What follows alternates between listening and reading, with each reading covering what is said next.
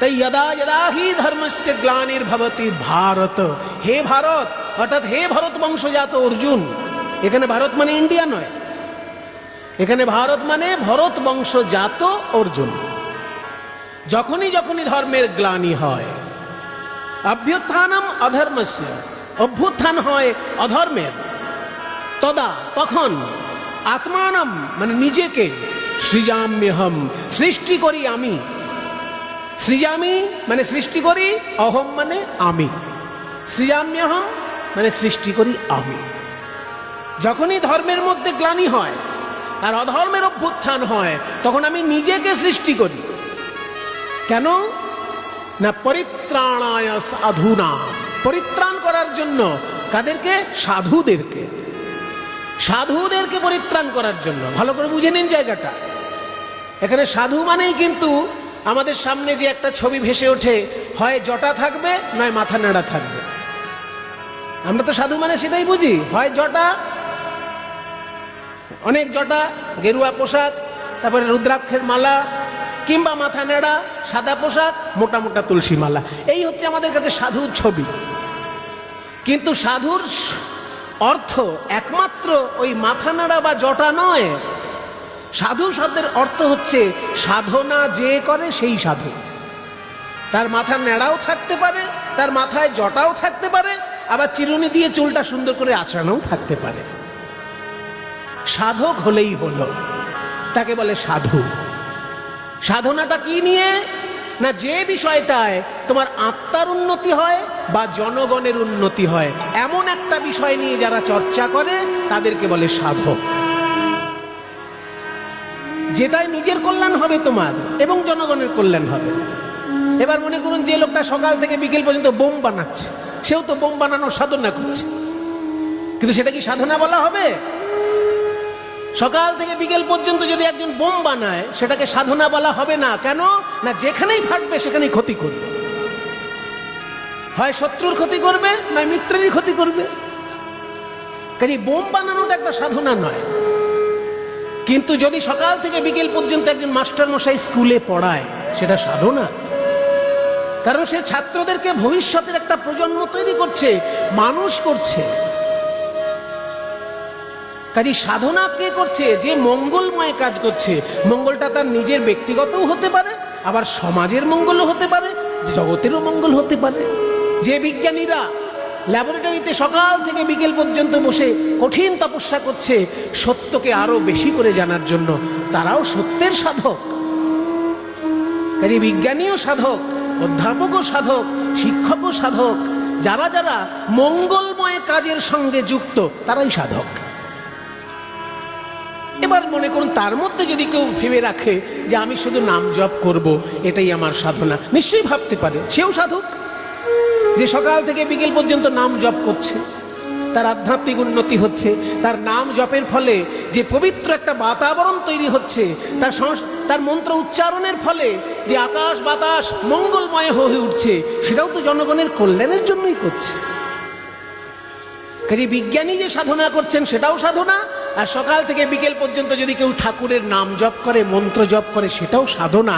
এই দুটোই সাধনা, কারণ এগুলোর মধ্যে মঙ্গল নিহিত আছে। আর আপনি এমন একটা কাজ করতে শুরু করলেন যাতে মানুষের ক্ষতি হতে পারে, সেটা সাধনা বলা যাবে না। হয়তো আপনার শারীরিক পরিশ্রম হতে পারে, সাধনা নয়। সাধনা সেটাই যার সঙ্গে জনগণের কল্যাণ যুক্ত আছে বা আপনার ব্যক্তিগত কল্যাণ যুক্ত আছে। তাই কল্যাণকামী যেসব মানুষ সাধনা করে চলেছেন, সেই সাধকদের উপর যখন অত্যাচার নেমে আসে, তখন ভগবান থাকতে পারেন না। তাই তিনি বলছেন বিনাশায় চ দুষ্কৃতাম পরিত্রাণায় সাধুনাম। সাধুদেরকে পরিত্রাণ করার জন্য, এখানে সাধু মানে সাধক, সাধকদেরকে পরিত্রাণ করার জন্য, বিনাশায় চ দুষ্কৃতাম, এবং দুষ্কৃতীদেরকে বিনাশ করার জন্য। আর কি? ধর্ম সংস্থাপনার্থায়। ধর্ম মানে দায়িত্ববোধ, কর্তব্যবোধ, এটা ধর্ম। ধর্ম শব্দের অর্থ কি? ধরে রাখা। কি ধরে রাখা? মনুষ্যত্ব ধরে রাখা। পশু যেমন তার পশুত্ব ধরে রাখে, সেটাই তার ধর্ম। পাখি যেমন তার পাখিত্ব ধরে রাখে, তরল পদার্থ যেমন তার তরলত্ব ধরে রাখে, কঠিন পদার্থ যেমন কঠিনত্ব ধরে রাখে, বায়বীয় পদার্থ যেমন বায়বীয়ত্ব ধরে রাখে, তেমনি মানুষ যদি মনুষ্যত্ব ধরে রাখে সেটাই ধর্ম। মনুষ্যত্ব ধরে রাখতে গেলে কি করতে হবে? 5টা ঋণ শোধ করতে হবে। পঞ্চ ঋণ নিয়ে তুমি জন্মগ্রহণ করেছো, সেই 5টা ঋণ শোধ করবে। প্রথম ঋণ তোমার বাবা মার কাছে। বাবা মা তোমাকে একটা শরীর দিয়েছেন, তাই বাবা মার কাছে তুমি ঋণী। তাই বাবা মাকে শ্রদ্ধা করা, বাবা মার প্রতি কর্তব্য করা এবং ভবিষ্যতে নিজে সংসার করে আরেকটি সন্তান জন্ম দেওয়া, এই পর্যন্ত পিতার প্রতি কর্তব্য থাকে। তুমি যদি একটা ভালো ছেলে হও, তোমার বাবা তোমাকে উপস্থিত করেছেন এই পৃথিবীতে, উপহার দিয়েছেন তোমাকে এই পৃথিবীতে, তুমিও আরেকটি ভালো সন্তান উপহার দাও, তবে তোমার পিতার প্রতি কর্তব্য সম্পূর্ণ হবে। কাজেই বাবা মার প্রতি কর্তব্য হচ্ছে বাবা মার সেবা করা এবং নিজে সংসার করে আবার একটি সুসন্তান পৃথিবীতে রেখে যাওয়া। কুসন্তান যেন না হয়, তাদেরকে সুশিক্ষা দেওয়া। কুসন্তান হয়ে গেলে সে কিন্তু বাবা মার মুখ রক্ষা করতে পারে না, বাবা মার মুখ জ্বলে যায় তার জন্য। তাই এটা ধর্ম। তুমি যেমন একজন বাবার ভালো ছেলে, তেমনি আরেকটি ভালো ছেলে ভবিষ্যতে তোমার থেকে আসবে। এটা প্রথম ঋণ সহ, পিতৃ ঋণ বলে। তারপর হচ্ছে দেব ঋণ, দেবতাদের ঋণ। দেবতা কারা? ওই যে বাতাস বইছে, বায়ু দেবতা। ওই যে জল, বরুণ দেবতা। এই দেবতাগণ আমাদেরকে রক্ষা করছে। একদিকে বায়ু, একদিকে বরুণ, ইন্দ্র, চন্দ্র, সূর্য, সব দেবতা। কাজে ওরা যখন আমাদেরকে রক্ষা করছে, ওরাও যাতে ক্ষতিগ্রস্ত না হয় সেটা দেখা আমাদের দায়িত্ব। আমি এমন কিছু কাজ করব না যে পুকুরের জল খারাপ হয়ে যাবে বা নদীর জল খারাপ হয়ে যাবে। আমি এমন কিছু কাজ করব না যে বায়ুমণ্ডল দূষিত হয়ে যাবে, কারণ বায়ু আমাকে বাঁচিয়ে রেখেছে। বায়ুর থেকে অক্সিজেন নিয়ে আমি বেঁচে আছি, আর আমি এমন ধোঁয়া ছেড়ে দিলাম যে বায়ু হয়ে গেল দূষিত। আমি অপরাধ করলাম। দেবতার প্রতি আমার ঋণ শোধ হলো না।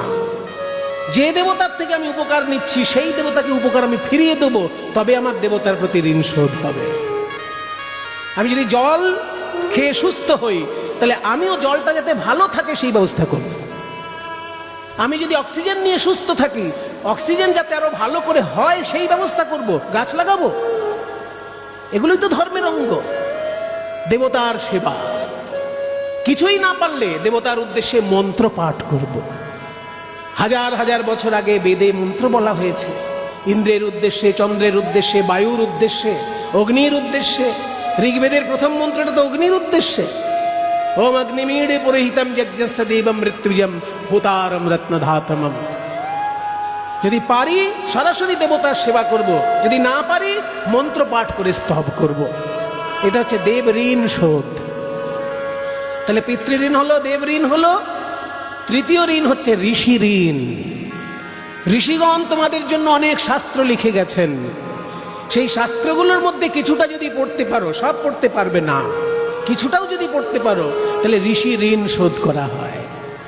যেমন রবীন্দ্রনাথ লিখে গেছেন গীতাঞ্জলি। অনেক কাব্য তিনি লিখেছেন, অনেক প্রবন্ধ লিখেছেন, অনেক ছোট গল্প লিখেছেন, অনেক উপন্যাস লিখেছেন। সব যদি পড়া সম্ভব না হয়, অন্তত গীতাঞ্জলিটা তো জীবনে একবার পড়বে। যদি না পড়ো, তাহলে রবীন্দ্রনাথের কাছে তুমি ঋণী থেকে গেলে, ঋণ শোধ করা হলো না। মহাজন যেসব লিখে যান, তাদের লেখাটা পড়লে পরে তাদের ঋণ শোধ করা হয়। এটাকে 3 নম্বর ঋণ বলে। একে বলে ঋষি ঋণ। প্রথম ঋণ বাবা মার ঋণ, দ্বিতীয় ঋণ দেবতার ঋণ, তৃতীয় ঋণ হচ্ছে ঋষি ঋণ। আর চতুর্থ ঋণ কি না? চতুর্থ ঋণ হচ্ছে মনুষ্য ঋণ। মানুষের কাছে আমি ঋণী। কোন শিক্ষক আমাকে শিক্ষা দিয়েছেন, কেউ আমাকে সাইকেল চালানো শিখিয়েছে, কেউ আমাকে সাঁতার শিখিয়েছে, সবার কাছে আমি ঋণী। আমি যদি কারোর কাছে সাঁতার শেখা শিখে থাকি, আমি আরেকজনকে সাঁতার শেখাবো, তবে কিন্তু আমার ঋণটা শোধ হল। আমি যদি কারোর কাছে সাইকেল চালানো শিখে থাকি, আর একজনকে আমি সাইকেল শেখাবো, তবে আমি ঋণ শোধ করলাম। মনুষ্য ঋণ, এটাও শোধ করা ধর্ম। শেষ ঋণ কি? ভূত ঋণ। ভূত মানে এখানে ভূত প্রেত পেতনি না, ভূত মানে জীব, জীবজন্তু। জীবজন্তুর জন্য আমরা ঋণী হই। মনে করুন আমি ঘুমোচ্ছি, আমার পাড়ার কুকুরটা ঘুমোচ্ছে না, সে দেখছে যে পাড়ায় চোর ঢুকলো কিনা। তাহলে সে আমাকে ঋণী করে ফেললো। আমি জেগে থাকতে পারলাম না, কুকুর জেগে থাকলো, কুকুরের জন্য পাড়ায় চোর ঢুকতে পারলো না, তাহলে আমি কিন্তু কুকুরের কাছে ঋণী হয়ে গেলাম। তাই আমাকে কি করতে হবে?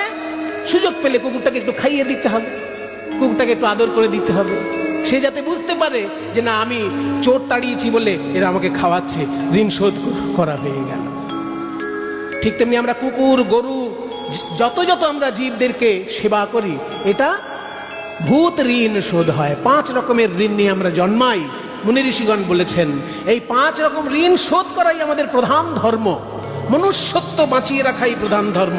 মনুষ্যত্ব বাঁচিয়ে রাখতে গেলে এই 5টা ঋণ শোধ করতে হয়। তাই ভগবান বলছেন, ধর্মের মধ্যে যখন গ্লানি ঢুকে যায় বা অধর্ম ফুলে ফেপে ওঠে, তখন আমি আসি ধর্মকে নতুন করে স্থাপনা করার জন্য। তাই অদ্বৈত আচার্য কেঁদে বলছে, গৌর হরি কবে আসবে তুমি? হে বিষ্ণু, হে কৃষ্ণ, তুমি তো গীতায় বলেছো আমি যুগে যুগে নেমে আসি, কবে নেমে আসবে? এই বলে যখন তুলসী পাতা নিয়ে গঙ্গার জলে ভাসিয়ে দিল, কি দেখলো? যে যেদিকে জল তার উল্টো দিকে তুলসী পাতা যাচ্ছে। আধ্যাত্মিক ব্যাপার, জলের স্রোতের বিপরীতে তুলসী পাতা যাচ্ছে। কোথায় গেল না, যেখানে শচী মা।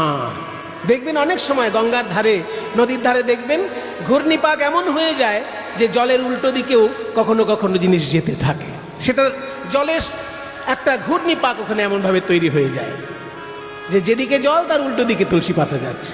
এগুলো গঙ্গার ধারে যারা না গিয়েছে, কলকাতায় গঙ্গার ধারে যাবেন, দেখে আমরা ছোটবেলায় অনেকবার দেখেছি, জল যাচ্ছে বাঁ দিকে, কিন্তু সামনে কিছু একটা ভাসিয়ে দিলাম, সেটা ডান দিকে চলে যাচ্ছে। কারণ বিরাট ঘূর্ণি তৈরি হয়েছে। ওদিকে জল যাচ্ছে, ওই একই জলে তুলসী ফুল বেলপাতা এদিকে যাচ্ছে, দেখা গেছে গঙ্গায়।